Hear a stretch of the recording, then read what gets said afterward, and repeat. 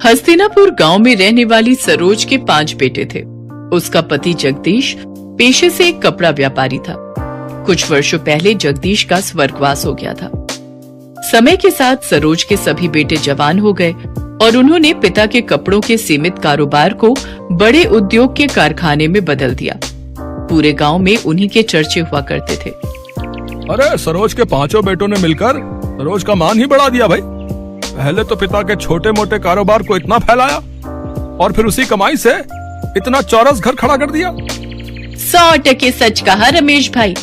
अमीर रईस होने का सरोज के मन में जरा भी अहंकार नहीं है। जरूर ही पिछले जन्म में इसने पुण्य किए होंगे, तभी जाकर इस कलयुग में इसे 5 पांडव पुत्र का सौभाग्य प्राप्त हुआ है।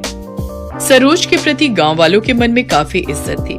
पैसे वाली होने के बावजूद भी उसके अंदर बिल्कुल घमंड नहीं था। अरे मेरे 5 पांडु, यहाँ पर आओ। माँ, कारखाने पर जाने के लिए देरी हो रही है, शाम को बात हो सकती है। कामकाज के प्रति क्या इतना मशरूफ हो गए हो तुम लोग, जो पल भर के लिए अपनी माँ के पास नहीं बैठ सकते? मोहन भैया, तुम माँ की बात सुन लो, हम चारों कारखाने जा रहे हैं। अरे ठहरो, मुझे तुम 5 से बातचीत करनी है। ये तस्वीरें देखो, मैंने तुम 5 भाइयों के लिए लड़कियां पसंद की हैं। सभी खानदानी और रईस खानदान की हैं। ऐसा सुनकर 5 भाई एक दूसरे का मुंह ताकने लगते हैं। तभी उसका तीसरा बेटा कहता है, माँ, ऊपर वाले की दया से आपके 5 बेटे अपने पैरों पर खड़े हैं। माँ, शुरुआत से ही हम 5 भाइयों की सोच यही रही है कि हम गरीब घरों की बेटियों को ही इस घर में दुल्हन बनाकर लाएंगे। माँ, प्रदीप सही कह रहा है। अरे पगला गए हो क्या तुम लोग? अगर मैं किसी गरीब की बेटी को ब्याह कर लाऊंगी तो लोग सैकड़ों बातें बनाएंगे। गरीब अमीर का मेल भी नहीं देखा कहेंगे। माँ, आपको जमाने की पड़ी है, बल्कि ये सोचो कि किसी गरीब की बेटी का हाथ थामने से किसी गरीब पिता को साहूकार का कर्जदार नहीं होना पड़ेगा। सरोज 5 बेटों की बातें सुनकर भावुक हो जाती है और कहती है, ठीक है, अब बस भी करो। जब देखो तब 5 मिलकर पांडव की तरह पाठ पढ़ाते रहते हो। गरीब की बेटियों का ही बसेरा बनेगा यहाँ। खुश? सरोज अपने बेटों के ब्याह के लिए रिश्ते तलाशने लगती है। उसकी तलाश धर्मपुर गांव में रहने वाले गरीब रामदीन की 5 बेटियों रोहिणी, दीपा, नीलम, पुष्पा और तनु पर खत्म होती है। बड़े ही धूमधाम से सरोज अपने 5 बेटों की शादी करके 5 बहुओं को घर लाती है। मेरी 5 बहुओं, अपने दाहिने पैर को इस अक्षत कलश पर पैर लगाकर गृह प्रवेश करो।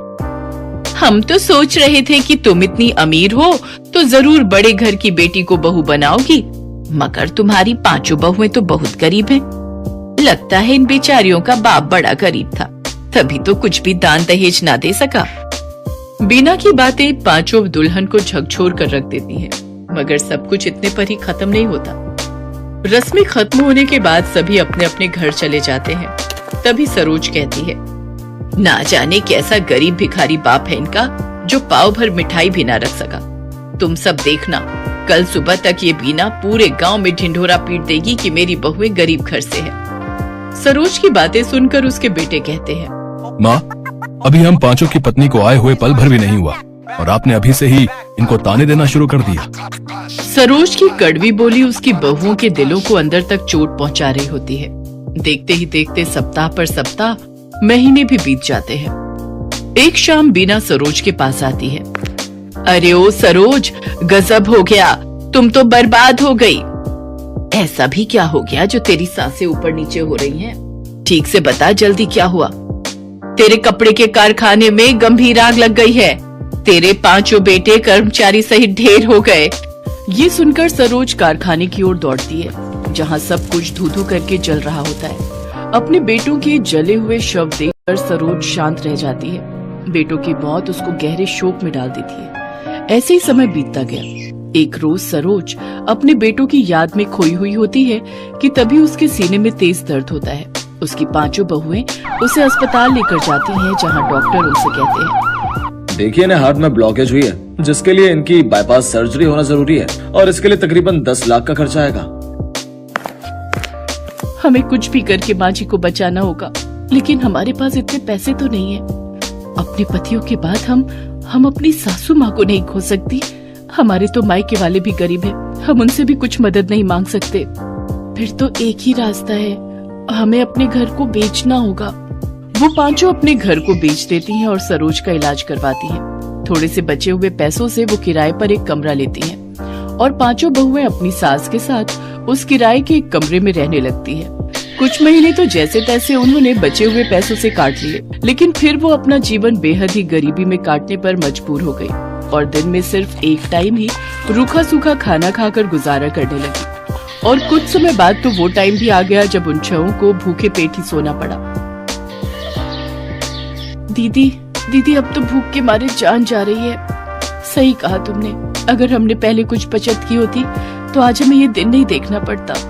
अपनी बहुओं को भूख से तड़पता देख सरोज लाला के पास जाती है और कहती है, लाला मुझे थोड़ा राशन उधार दे दो, हमने 3 दिन से कुछ भी नहीं खाया है।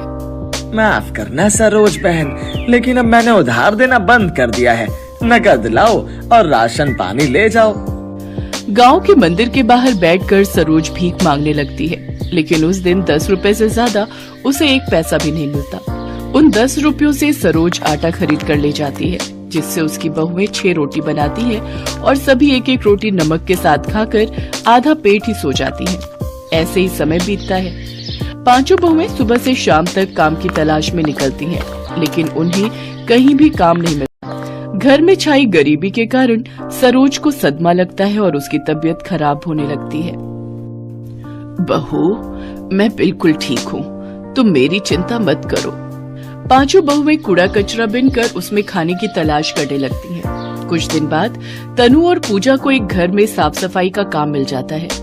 वो अपनी सास की तबीयत को देखते हुए अगले दिन काम पर जाने के लिए लेट हो जाती हैं। जहाँ पहुंचकर उनकी सेठानी उनसे कहती है, आ गई तुम दोनों कामचोर हैं? तुम गरीबों की यही बीमारी है, मीठे मुंह तुमसे 2 बोल क्या बोल लो, तुम तो सर पर ही चढ़ जाती हो।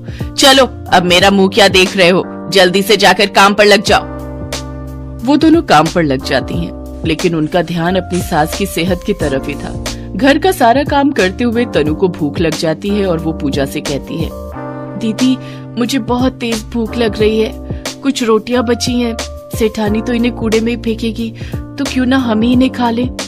नहीं तनु, तू तो जानती है ना सेठानी कैसी है, वो जब हम गरीबों को बासी रोटी सब्जी तक नहीं खाने देती तो वो हमें ताजा खाना क्या खाने को देगी। हम ये रोटी चुरा कर ले चलते हैं, घर जाकर सब मिलकर खा लेंगे। वो दोनों बहनें अपनी साड़ी के पल्लू के नीचे रोटी चुरा कर ले जाती हैं। तभी सेठानी उन्हें देख लेती है और पुलिस को फोन कर देती है और पुलिस उनके पीछे लग जाती है। मैं कहती हूँ रुक जाओ, तुम दोनों कानून से नहीं बच सकती। भाग तनु भाग, नहीं तो ये पुलिस वाले हमें नहीं छोड़ेंगे। तभी तनु का पैर गड्ढे में अटक जाता है और वो जमीन पर गिर जाती है। पूजा उसे उठाने के लिए रुकती है, तभी पुलिस वाले आकर उन्हें पकड़ लेते हैं। क्या चुरा कर भाग रही थी तुम दोनों? हैं? दिखाओ मुझे। पुलिस मैडम उनके हाथ से वो थैला लेती है और जैसे ही उसमें देखती है तो वो हैरान रह जाती है। उसमें कुछ रूखी सूखी रोटी होती है, जिसे देख वो पुलिस वाले उनसे पूछती है, मुझे लगा तुम दोनों पैसे या गहने चुरा कर भागी होगी, लेकिन तुमने ये कुछ रोटियां भला क्यों चुराई? भूख सब कुछ करवा देती है साहब, और ये बात आप नहीं समझोगे। तनु और पूजा की आंखों में आंसू आ जाते हैं और फिर वो अपनी दुख भरी कहानी पुलिस वालों को बताती है। उन दोनों की कहानी सुन पुलिस का मन पसीज जाता है और उनको उन पर दया आ जाती है। देखो, कानून अंधा होता है, वो सिर्फ गुनाह देखता है लेकिन एक गरीब की भूख नहीं देख सकता। ये लो तुम कुछ पैसे रखो, इनसे कुछ काम शुरू कर लेना। पुलिस वाले उनकी मदद करते हैं और उन्हें कुछ खाना खरीद कर दे देते हैं। वो खाना लेकर वो घर जाती है और पेट भरकर उस दिन वो सभी बहुएं अपनी सास के साथ खाना खाती है। आज भी हमारे देश में ऐसे कई गरीब हैं जो भूख की भट्टी में झुलस कर दम तोड़ देते हैं।